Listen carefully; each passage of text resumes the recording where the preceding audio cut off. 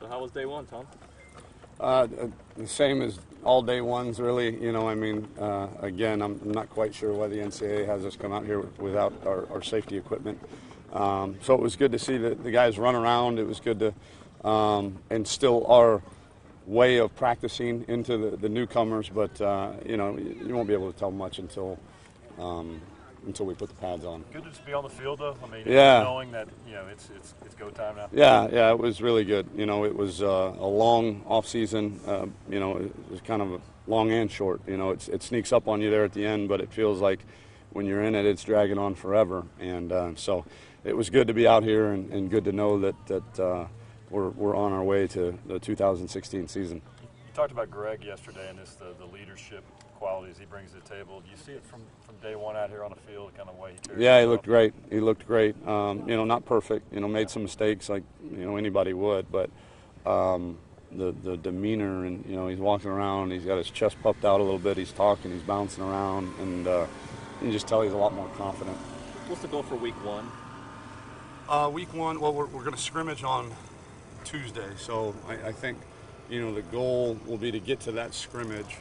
That'll be our sixth practice, with the mindset of that scrimmage kind of being the first real tryout, you know, for some of the guys that are battling for jobs in a true live game-like setting.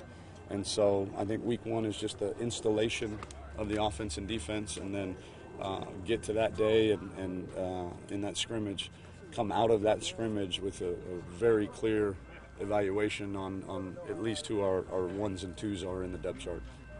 Tom, the newcomers and the freshmen going through the same blue sticker, Blue stripe, yeah. Blue stripe, prove yourself kind of deal, just early on. Yep, yeah. We're not changing that. Yeah, blue stripe is kind of signifies you're in a probationary period on our football team, and at the recommendation of your position coach, he will say, you know, Coach, I feel it's time for Johnny to get his blue stripe off, and we put it to a vote around the round table. Coach McKnight has the strongest vote, and then I either yay it or nay it, and then we get him out and have his big brother take the stripe off, kind of symbolically in front of the team. And so, but that won't be for quite some time. I mean, you got to prove that in pads and how you play and your physical nature.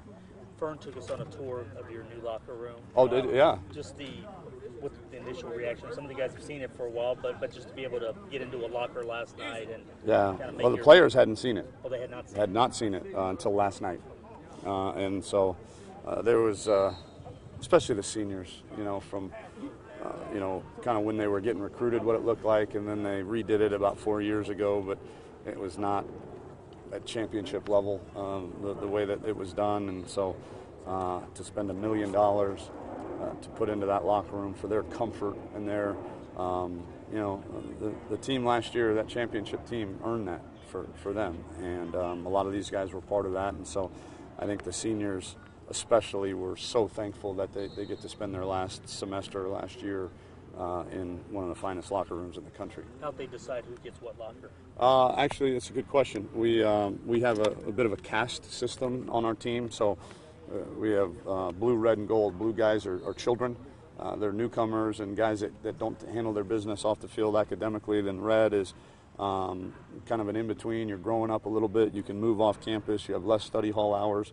And then a gold guy is a guy that's a grown man. You know, he takes care of his business. He's grown up. He's mature. You don't have to worry about him. Study hall is as needed. So we let the gold guys pick first, and then the red guys pick second, and then the blue guys pick third, and then the newcomers pick last. If you had to estimate how many gold guys do you have, do you think? We promoted a few just yesterday. Imagine it's, you know, 12 to maybe 15 at the most. Yeah.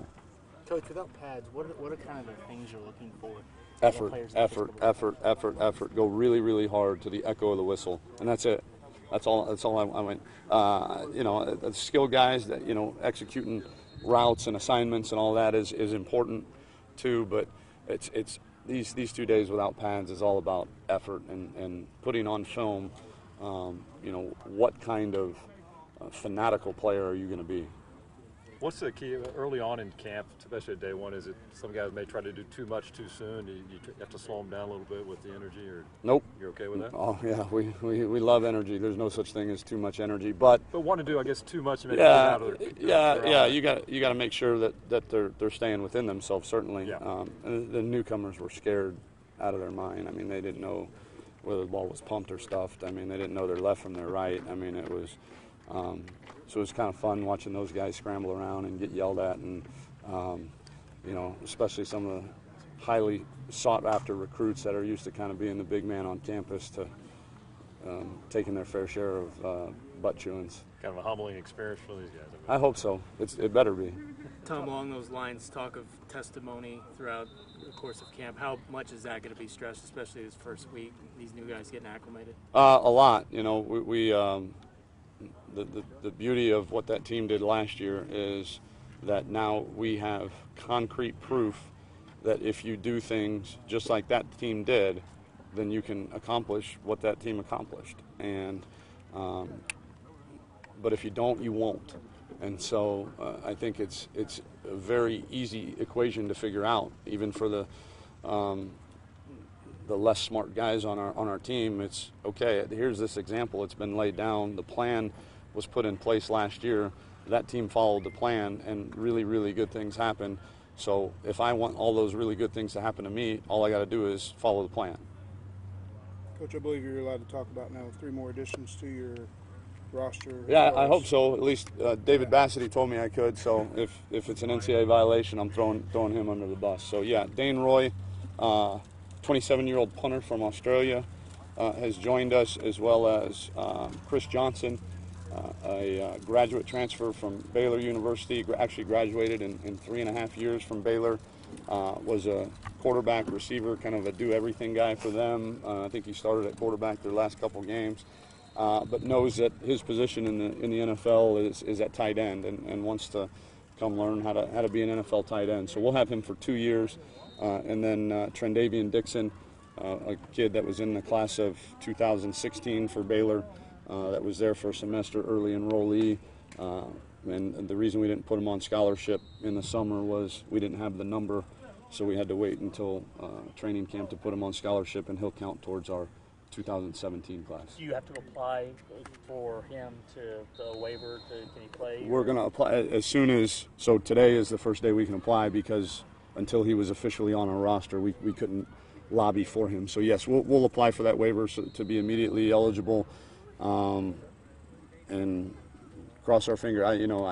I've talked to some people at the NCAA, some people familiar with the situation, and I get all kinds of different answers. So to ask me what where I see it going,